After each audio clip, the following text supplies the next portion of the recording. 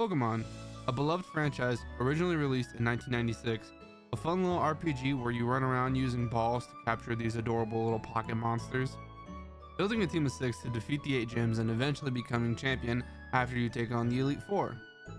This fun little gameplay loop has gripped me by the balls, has made me a fan of the franchise for over 20 years now. And of course, not only does this banger franchise also have the video games, but there's a trading card game and an anime with, of course, that most banger of openers. But something that hits just as hard and in my opinion is underrated is the Pokerap at the end. You know the one. Charmeleon, Wartortle, Mewtwo Tentacle Aerodactyl. But I'm not here to talk about what they say at the end of the rap. No, I'm here to talk about what happens in the third verse. You gotta hit it with the gotta catch 'em all, gotta catch 'em all, gotta catch 'em all, gotta catch 'em all, yeah, gotta catch 'em all, Pokemon. Sorry for the singing, y'all, but catching them all. When they released this banger, there was only 150 Pokemon in the game, but with the introduction of Gen 9, there are now over 1,000 Pokemon in the Pokemon franchise. Now I bet you're asking, why am I telling you this? Why am I singing? Well, let's take a trip back to 2013.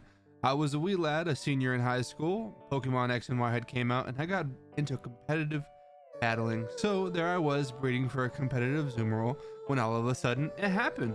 I got a shiny. Now sadly its stats were pretty ass, so I couldn't really use it, but I was happy nevertheless because it was my first shiny.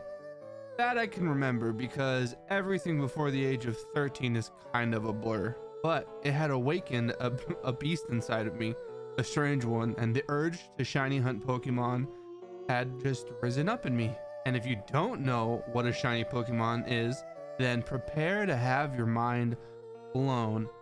A shiny Pokemon is pretty much a rare version of any old normal Pokemon, but its palette is changed. That's it. It's just a different color. Sometimes they're really cool, and then sometimes they're Gengar. Originally introduced in Generation 2, there was a 1 in 8,192 chance of finding a shiny Pokemon in the wild. But in Generation 6, those odds were brought down to 1 in 4,096, effectively doubling your odds of finding a shiny randomly. And there are other ways to increase those odds even further. And that's kind of the whole point of this video, the whole point I embarked on this journey. You see, back in Generation 5, they introduced a neat little item called a shiny charm. Pokemon Black and White 2 introduced it actually, and also effectively doubled your odds of finding a shiny. So in Gen 5, that meant you went from 1 in 8,000 and something all the way down to 1 in 4,000 and something. But even more importantly, that means in Generation 6, which also has a shiny charm, you went from having a 1 in 4,000 something to a 1 in 2,000 something, some odd number. I know, it's insane. You're pretty much 4 times the odds of the base games. It's kind of nutty. And I bet you're wondering, oh, Fluffy, how do I make my Pokemon slightly more tan? How do I get this mystical charm? Well, fret not, my viewer, I will divulge this most mystical and powerful information onto the next generation of these wise. You pretty much just have to finish the national dex. That's it. You have to catch and or see, I'm not actually sure which one it is, every single Pokemon from the start of the series to what game you're in, and that changes in later generations. But for this case, in Pokemon X and Y and Omega Ruby Alpha Sapphire, I had to catch over 700 different Pokemon. Yeah, and that pretty much brings up the whole point of this video. I finished the national dex for Pokemon X and Y and Omega Ruby Alpha Sapphire. And although I could have gotten most of the Pokemon through Gen 6 alone, I actually went above and beyond, and I tried to get as many Pokemon in their natural based games as possible. And because I am a huge fucking nerd and I love Pokemon, that was very possible. The only generation I didn't utilize was Gen 3 because I knew I was going to play through ORAS, so I didn't want to waste too much time there. But I did use Emerald to get certain shinies I couldn't get anywhere else, that being shiny legendary Pokemon. But let's start at the beginning of this journey. Pokemon Leaf Green. I guess we're starting at the semi-beginning. seeing how I can't actually move Pokemon from the original red, blue, yellow forward. I have to start in a later game, but still the first generation. I had a lot of fun with Leaf Green. I spent most of my childhood, from what I remember, in the Gen 3 games. So going back and getting to play through these games again, it's always a fun treat for me. But you know what's not fun? Having to level your Pokemon one by one. That shit is so time consuming.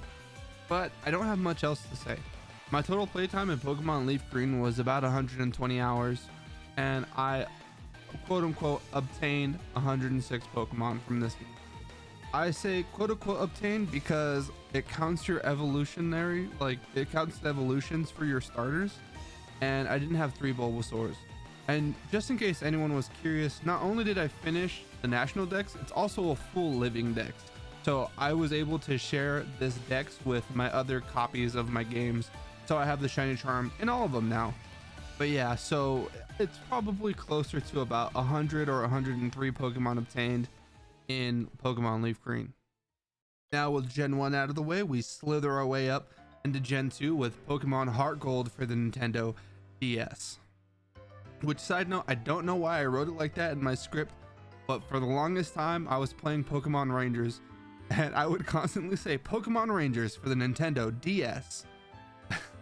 I'm sorry, I'm dumb. But yeah, this Gen 2 remake I'm actually very fond of.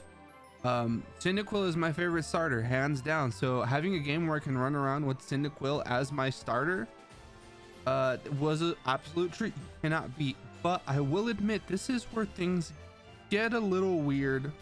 And I think it's more so just specifically for Pokemon Heart Gold.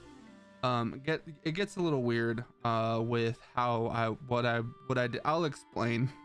You see, because I only caught 100 or so Pokemon in Pokemon Leaf Green, I was going to take advantage of the fact that you go back to Kanto in these remakes. So I was going to use it to fill out the rest of the Pokemon that I was missing. And I did. And I went through and I did the whole shebang. I beat the gym leaders. I became champion. And then as I was playing through Pokemon Heart Gold, I started playing Pokemon Platinum on stream, which, by the way, if you haven't checked out my stream, go ahead and check out the description. There should be a link to it. Plug. But because I took advantage of a cute, nice glitch called the Q-Charm glitch in Pokemon Platinum, getting shiny Pokemon was very, very, very easy. And so I was having a blast doing that on stream, getting shinies left and right. And then I realized that the Cute Charm glitch affects all games in Generation 4, meaning it would also affect my Pokemon Heart Gold save, which means I was like, oh, I can get all of these Gen 2 Pokemon shiny, because I'm also currently working on a full living shiny dex. You know, I was like, 2 birds, 1 stone, it'll be worth it. So I transferred over all the Pokemon I could as soon as I could, and I restarted my save. Once again, we did the whole shebang, top to bottom. I beat all 16 gyms this time. I took on the Elite Four. I became the champion. I whooped their asses like there was no tomorrow with pretty much a full shiny team. No, I didn't actually beat Red through this playthrough, but I can always go back and kick his ass. Literally no problem. But I needed to move on, because when it comes to my time spent versus dex ratio, I was pretty upset with how much time I spent in this game. You see, playing through Pokemon Heart Gold took me 102 hours, but that doesn't include the first playthrough. So it's probably closer to 150 hours. And with only 101 Pokemon to show in Dex, I caught more than 100 or so Pokemon. I just didn't evolve them because evolving in the older games, pain in the ass. But with that being said, I know a lot of those Pokemon were actually just repeat Pokemon, because I had already still had all of my Pokemon from the Gen 1 games. Looking at the Dex to time ratio, it hurt for this one, so I was like, I need to get out of this game. Although I will be going back because there are more Pokemon, more Gen 4 Pokemon, or not just Gen 4, but there are more Pokemon I can get easily with the Safari Zone thing.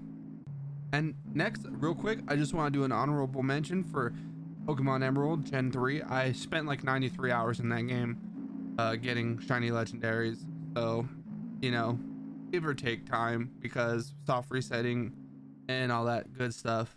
Next up, Pokemon Platinum. What can I say? Gen 4 holds a special place in a lot of people's hearts, and I totally get it. Like, I had a blast playing through Gen 4. I played Diamond in the past. I didn't have access to Platinum.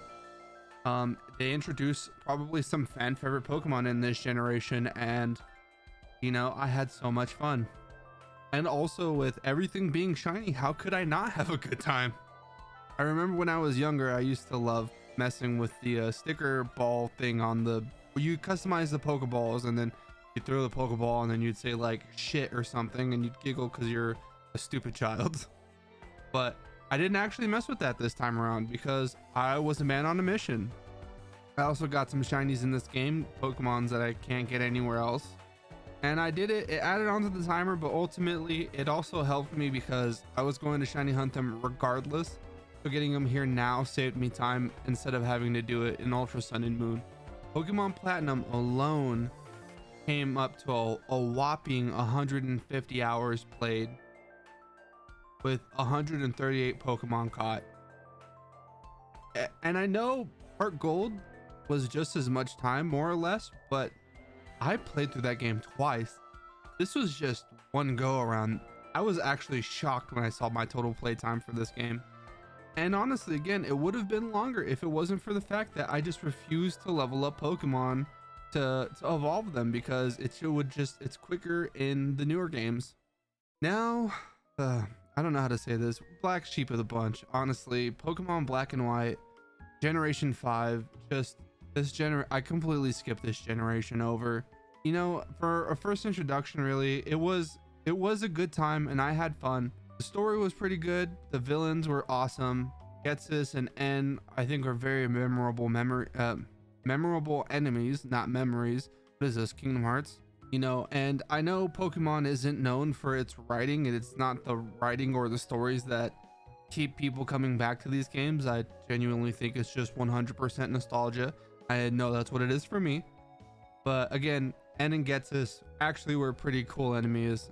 And just to get to the point, short, sweet, and to the point for this part of the segment, I spent about 50 hours and I got 55 Pokemon from the Unova Dex, which in Black and White is just all new Pokemon, so that's good.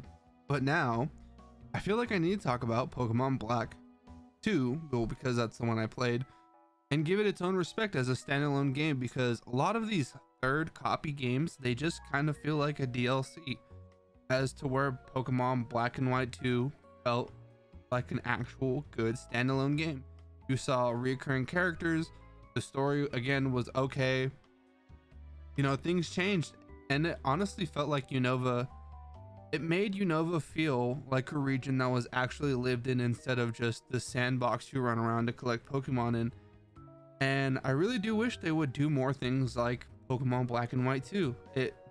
It's I think a fan favorite now, although honestly when the game came out, it didn't, a lot of people didn't like it, and a lot of people still don't like it, honestly.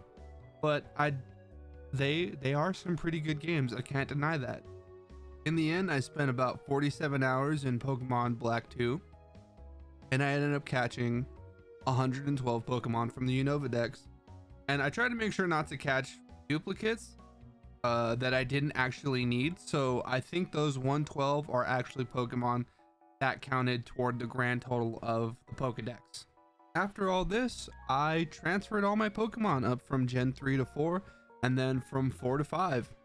And I don't know if you've ever played the mini game to transfer Pokemon, but that shit's absolute fucking garbage. You can only move up to 6 Pokemon at a time. Then there's the save time and the load time, and you have to actually play the mini game and then transfer shit. Like, if we went and we added all the Pokemon I caught up just only using the dex numbers, we come out to a grand total of 372. But I know it was more than just 372 because I caught a lot of duplicate Pokemon that I did not evolve, but just working off of those numbers alone, if you can only move 6 Pokemon at a time, that means I had to play that mini game 62 times. And honestly, it felt like it was probably 2 minutes per run. So I spent about 2 hours just on this mini game. You know how disrespectful that is?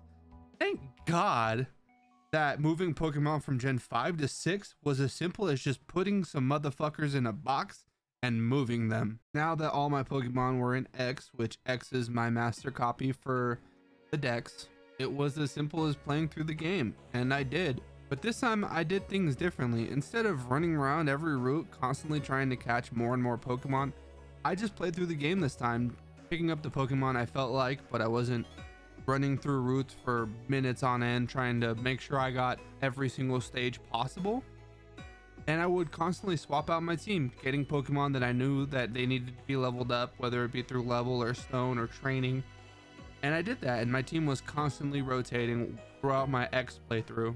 By the end, I beat the game with a Rayquaza, a Talonflame, a Furfuro, a Greninja, and Xerneas, because really I was just trying to rush to the end game. Oh, and there was a Drapion in there too. But once I got to the end game, that's when the grind started. I went back to get all the Pokemon I missed running around the routes, but it wasn't so bad because I had Pokemon I needed to level up. I would run around with a low level party and level them up so that they would evolve, and I would constantly do this throughout the entire time, training, leveling, and swapping, catching, repeating that process. I ran around collecting the stones and the items I needed for the trade evolutions, but once I ran out of the free stones, then I really had to start working, because super secret training, my best friend and my worst enemy. I couldn't tell you how much time I spent on secret training because there was quite a few stones I needed to get to evolve all my Pokemon. I mean, it was a cool feature, but I'm definitely happy that you can just buy them now in the newest games, like the stones and stuff. And also thanks to Pokebank, I actually had a lot of BP saved, and because of that I was able to get the other trade items that I needed. Now sadly, I didn't realize I actually had all that BP, because if I did, I would have bought rare candies sooner. It wasn't until the end where everything was already leveled up that I realized that I could buy rare candies. So to level everything up, I did it the slow and grueling way. I ran the Elite Four over and over and over and over and over and over again before going to bed, just sitting down watching anime right when I woke up. Don't have anything better to do? Elite Four. Have something better to do, but I needed to finish this video? Elite Four. Watching my friends on Discord play video games? Elite Four. I wouldn't be surprised if the majority of the time I spent in Pokemon X was just me redoing the Elite Four over and over and over again. But I can't lie, Generation 6 holds a special place in my heart. It was my return to Pokemon. Even though I only skipped a generation, Generation 6 is so special because of that. Because I came back to it.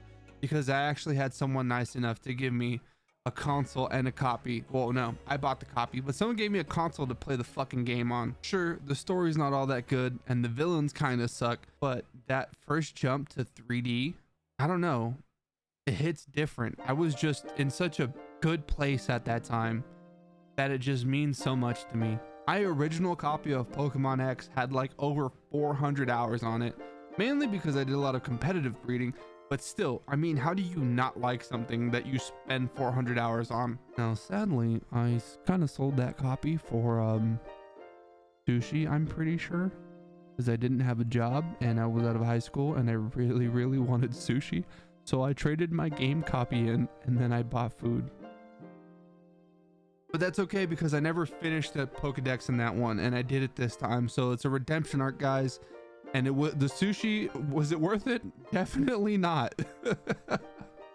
It took me 84 hours and a whole lot of other hours to complete the national dex in Pokemon X. And even though now that the dex is completed, we actually still have to talk about Omega Ruby and Alpha Sapphire because we haven't talked about it yet. But Omega Ruby Alpha Sapphire, what can I say? It's literally a remake of the generational games that I spent the most time in, and it's amazing. I love Hoenn. I loved going back to Hoenn. going back to Hoenn and getting to mess around with the Mega Evolutions. Mega Blaziken just being absolutely fucking broken. Honestly, ORAS is probably the best remake to date. I'm sorry for all you people who disagree, but taking a game and throwing it in the current game system slash engine is the best way to do it. It worked with the first two games. It did phenomenal with ORAS, and the fact that they dropped the ball with BDSP is a whole other story I don't want to get into. Honestly, I spent the least amount of time in this game, only 28 hours. I really didn't need that many Pokemon when it came to ORAS. I already had gotten most of them. There were just some Pokemon that were easier to grab in Omega Ruby Alpha Sapphire than it would have been to grab them in Pokemon X. I didn't touch the post game because I didn't really need to. As for the event Pokemon, I will sadly admit I had to use some unconventional means to get them, only to realize that you don't actually need event Pokemon to complete the national dex. So I could have actually just skipped that part entirely. But in Gen 6 alone, I spent 112 hours, bringing the grand total of Pokemon hours 722. Except, I'm sorry, I've been lying to you this whole time, because the only way I could stream most of these games was if I was playing them on emulator. And although I do actually own the physical copies of every single game, and I did obtain those ROMs through my own copies, I had to play them through emulation on my computer for streaming purposes. And because of that, I was able to use the speed up feature. And although I didn't use the speed up feature 100% of the time, it was used, I won't lie. And so actually, instead of the 610 hours that I spent in the Pokemon games from Gen 5 and under, that's probably closer to about 305 hours, give or take, cutting all the time in half. Although the Gen 6 games for the 3DS, I did not mess with those. I did not speed those up. Those actually did take me all 112 hours. I'm not saying it wouldn't have taken 722 hours. It probably would have taken me 722 hours to do everything that I did. It just didn't take me 722 hours, but it did take me like 417 hours for 719 Pokemon isn't too bad. It means I caught like 1.7 Pokemon every hour. And for Pokemon that I didn't want to struggle to get, I actually took advantage of the GTS, which I probably would have finished a lot sooner if it wasn't full of fucking hackers. And I really wish they would bring back the GTS in the new games, because guess what? The GTS was actually a really fun fucking feature. And I don't like how Pokemon or the Nintendo company or Game Freak likes to strip all of the good fucking features from their games. Just I had gotten I'm sorry for that mini rant, but I had put up a lot of extra shiny Pokemon that I've gotten that I transferred up from the Gen 4 games, and that's how I got most Pokemon. I am sure that all of the legendary Pokemon I got are hacked, and I will be getting rid of them. I will be trading them off to whoever wants them, and I will eventually be getting all of those legendaries my own way shiny, and all of my Pokemon will eventually have my original trainer, except for the ones that literally cannot. And just so you don't think I didn't actually catch most of these Pokemon, out of the whopping 719, 38 of them do not have my original trainer tag, which would be Fluffy, but I will change that as soon as I get all of my Pokemon into Pokemon Home, as I can do it as soon as I'm done actually recording this video, now that I think about it. But yeah, that was my journey in finishing the Pokedex for Pokemon X and Y. It was fun, and I did not mind it. I did not mind playing through all the games, looking back, thinking about it. Yes, there were times where I was like, damn, I don't want to do this anymore, but it just reminds me how much I actually love Pokemon. I had so much fun doing this, even honestly struggling through this recording. Fun fact, Clefable and fucking Golduck were my last two Pokemon. I had every single Pokemon done. And I go through my boxes and I'm like, what two Pokemon am I?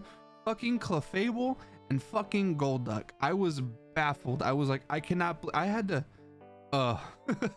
yeah, what else do I want to talk about? My Twitch, check out twitch.com/fluffyvt. There should be a link in the description. I constantly stream shiny hunting if you're interested in shiny hunting. Gen 6 was the last generation to have needing to finish the whole national dex Gen 7 introduced the fact that you just needed to finish the regional decks and then you get the shiny charm. So that was a really good thing. X and Y isn't the first game I've gotten the shiny charm in. It was actually Sun and Moon. I did it again in Ultra Sun and Moon, and then I did it in Sword and Shield, and I've gotten it in Scarlet and Violet. And I did not get it in Let's Go Pikachu and Eevee because fuck that game. For shiny hunting in Emerald, for anyone who isn't aware, shiny hunting is broken in that game, so I actually used RNG manipulation. If you think that makes my Pokemon any less valid, fuck you. It's just a code in the script that makes it a slightly different color. It's not that deep. I still had to work and learn how to do RNG manipping for that whole shebang, so they're still valid in my opinion. And that's it. That's all I really got. Thank you so much everyone for watching this freaking video. If you actually stuck through the end, I don't know, I was gonna perform the Poke-Rap, the full Poke-Rap, but I don't think I want to put anyone through that, and it'll just extend the video even longer. But hey, if enough people want it, maybe I'll still perform one. I'll make a video, I'll drop a fucking video of it, me performing it. Maybe I'll perform it live on Twitch. I don't know what I'll do. I'm kind of a goober, if I may say so myself. Again, check out the Twitch. I try to have fun there. I do a lot of shiny hunting along with just kind of playing whatever I feel like. And yeah, subscribe, like, all those things, comment, tell me what your favorite Pokemon is, tell me what your favorite shiny is, if you have a favorite shiny. And yeah, that's all I got. Thank you so much everyone, and I hope you have a wonderful time. I don't really have many more videos yet, but if you're watching this and I'm already big and or something and I have a ton of videos, check those out. Fuck it, we ball.